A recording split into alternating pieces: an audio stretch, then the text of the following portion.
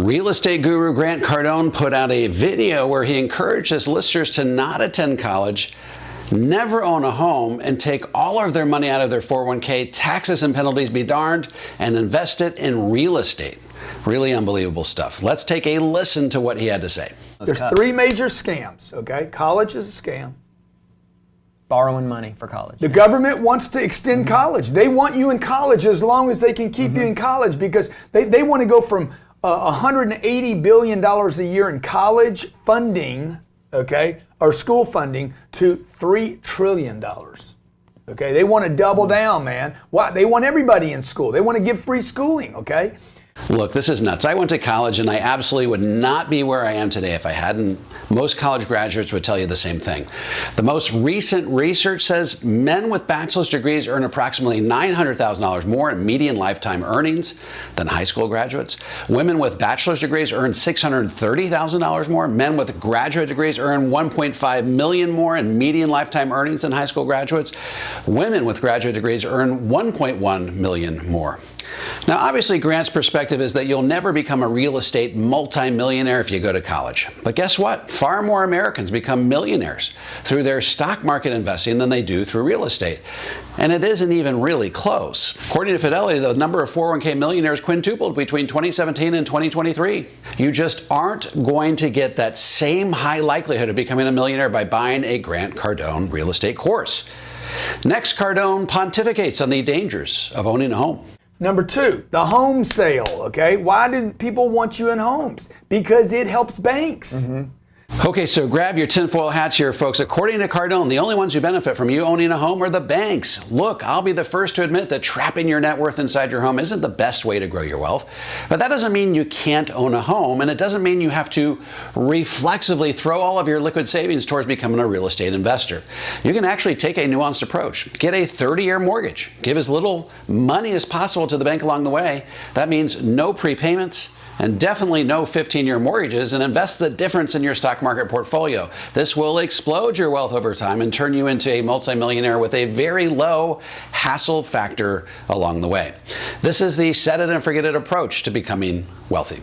Okay, next, Cardone gets into the evils of the 401k. Let's take a listen. And the third one is the 401k. Which are junk, by the way. Huh? Which are junk, by the way. Totally, Yeah. right? We're going to do the 401k, and we're going to get Robin, who makes $3,000 or $4,000 a month. We're going to offer this deal where she can put in $400 a month, up to $18,000 a year. She is never going to see the money again. I remember I was doing this conference it was an automotive conference, and the manufacturers were like, hey, the Toyota specifically, we want to start marketing to a 5-year-old. I'm like, dude, they want them for life. Yeah. So the first time that guy gets a set of keys, they want to make that guy a Toyota owner, just like Apple wants to do, and just like Wall Street wants to do. They want to make you prisoners. That 401k you have, folks, is making you a prisoner. It's the truth. You don't get cash flow. You don't have control. You can't get the money without a penalty. Let me go over some other pitfalls of 401k. So there's no cash flow for a better opportunity that would come along. No access to the money. Lack of liquidity when you need it most. If the market falls apart, like Sherry was saying, market falls apart. She has all this money in the bank stock in Washington Mutual or whoever it was, and then when she needs the money the most. When she needs it, by the way, when will you need it? When it's bad. When it's terrible is when you're going to need the money, right? And then so your value has dropped. So in 2009, Sherry, an executive at a company, she works here now. She had a bunch of money in a 401k. She was in the mortgage industry. Yep. The industry got decimated, just wiped out, right? So she's without a job. Yep. What does she need now? Money. She can't get a job, man. Yep. That industry just got like a tsunami hit it. Yep. It goes out, it's gone. She's like, I'm looking for another job. She doesn't have any money. She goes to grab her 401k at the time when you're decimated, man. Over 30 years, you don't think there's going to be another couple of decimations? Yep. Okay, a couple of thoughts here. First, the illiquidity of the 401k is precisely why every legitimate financial expert out there, with no exception, says that you should have an emergency fund of 6 months worth of basic living expenses. It's like the one number they can actually agree upon. Why? Because if you have an emergency fund, you won't be forced to pay taxes and penalties on your 401k, in a down market no less, if, as Grant Cardone says, you experience a decimation. So the penalty is huge, right? The lack of knowledge encourages The unconscious. penalty's not terrible. The penalty's not terrible. Well, you pay 10%. double tax on it. I think. 10%. No, you've already paid taxes. Okay, this isn't a great look. According to Cardone, the 10% penalty is not bad, and in a traditional 401k, you've already paid taxes on the money. First of all, if it's a traditional 401k, and 95% of them are, these are all pre-tax dollars. So if you have to liquidate your 401k in an emergency, you will have to pay tax at your highest marginal tax bracket, no less, and the penalty will go right on top of that. So if you're in the 22% tax bracket, you'll pay 22% federal tax plus another 5% on average for state tax plus the 10% penalty. Nice job. You just wiped out 1/3 of your 401k because you used it as an emergency fund. As you can see, we're starting to get mixed messaging from Grant at this point. If you do a 401k, you lock up your money and become a prisoner to the federal government. But in the very same breath, we're told that you won't have to pay tax on the money and the penalty isn't that big a deal. Confused yet? Well, it gets even better. Let's keep listening. So let's say you got 50 grand trapped in a 401k. Okay? A guy asked me last night, I got 50 grand trapped in my 401k. I want to take the money out and I want to reinvest it in my company. I'm like, I would absolutely do that, dude. Pay your freaking $5,000. Get that 40 grand. Get your hands on less money. Okay? If you believe in your business, put that money to work. Yeah. Okay, once again, you will pay a tax, not just the penalty.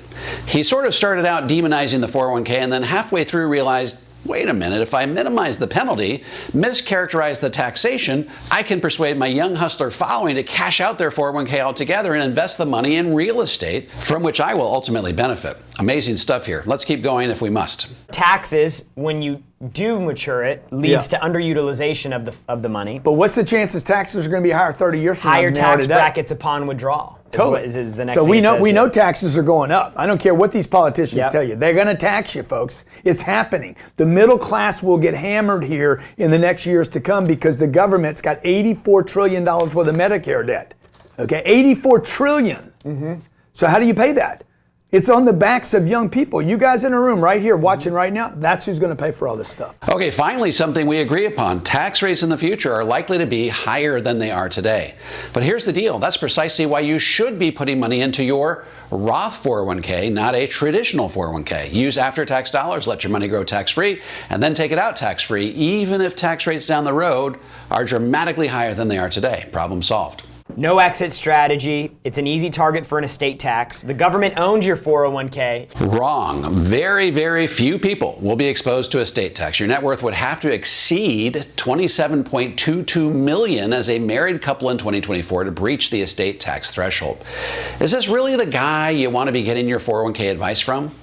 Okay, moving along. By the way, I was sold on all these ideas too. I bought a house. It was stupid. I went to college. That was dumb. And I put money in a 401k. I still have trapped today. My sister called me last month and said, I have $250,000 in a 401k. What should I do? Sell it, man. Dump it. Get your money. You've been in it long enough. Grab your dough, but there's a penalty. So pay it. She got $210,000. I said, look, if you found $210,000 tomorrow, would you pick it up? Yeah. Yeah, I would. That's how you look at it. Not like you're losing 40, like you found 210. Okay, this is absolutely lawsuit-worthy malpractice type advice he gave to his sister, and he should really be ashamed of himself, particularly since he just admitted that he still has money in his own 401k. He's recommending that his sister and the rest of his listeners do something that he himself has thus far been unwilling to do. Furthermore, he once again is underestimating the tax consequences of accessing your 401k pre-59 and a half.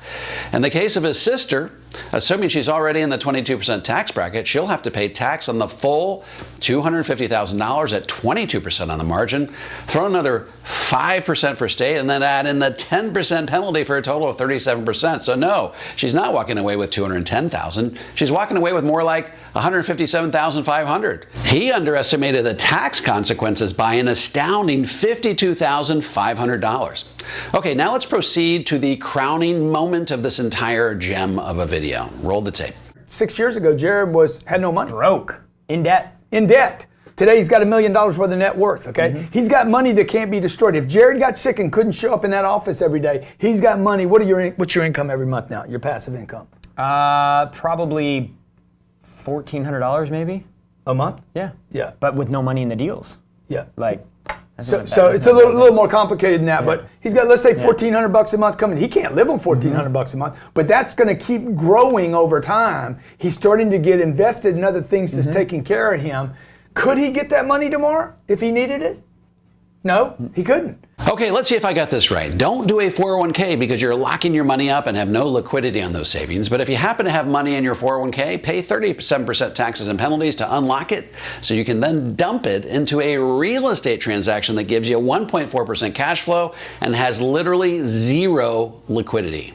Got it. Folks, I'm not here to bash real estate investing. Follow your passion wherever it leads you, but please, please, please, do not take your investment advice from Grant Cardone of all people. Look, he appears to be a successful real estate guy, but you have to know that his principal motivation seems to be for you to liquidate your retirement savings, taxes and penalties be darned, and invest it into a Grant Cardone real estate program where ultimately he is the winner.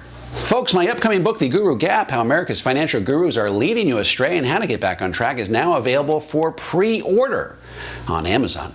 Take the opportunity to order your copy today. By the way, in the next 10 years, I'm looking to put 1 million Americans on the road to the 0% tax bracket. If you would like some help implementing a balanced, comprehensive approach to tax-free retirement that shields you from the impact of higher taxes down the road, head on over to davemcknight.com and click on the Connect with an Advisor button.